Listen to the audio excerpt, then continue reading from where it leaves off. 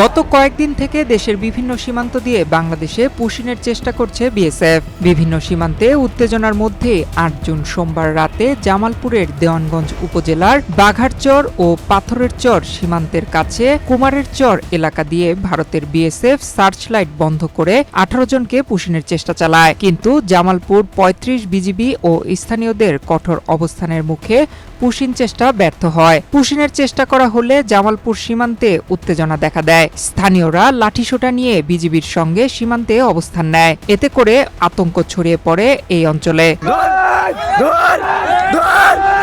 এর আগে রোববার রাতে কুড়িগ্রামের বড়াইবাড়ি সীমান্তে ৮ জনকে পুশিনের চেষ্টা করলে বিজিবি ও এলাকাবাসীর কঠোর অবস্থানের কারণে ব্যর্থ হয় বিএসএফ।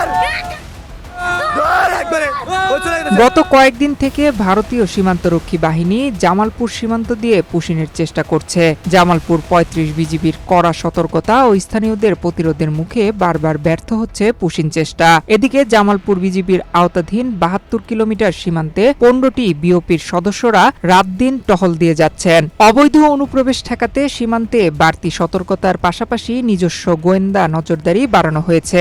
বিজিবি ছাড়াও জনপ্রতিনিধি, গণ্যমান্য ব্যক্তিরা বিজিবির সাথে রাতভর সতর্ক অবস্থানে রয়েছেন।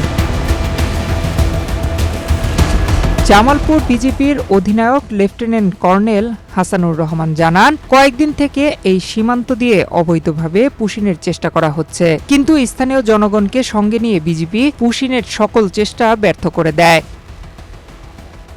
নয়ন বিশ্বাস, বাংলাদেশ প্রতিদিন। জায়গা কেনার পর কোনোদিন ভাবিনি বাড়ি দেখে যেতে পারবো।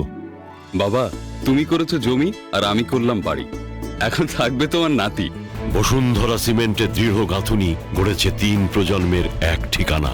শক্তির মানদণ্ডে উত্তীর্ণ বসুন্ধরা সিমেন্ট। বসুন্ধরা সিমেন্ট, প্রজন্মের বন্ধন।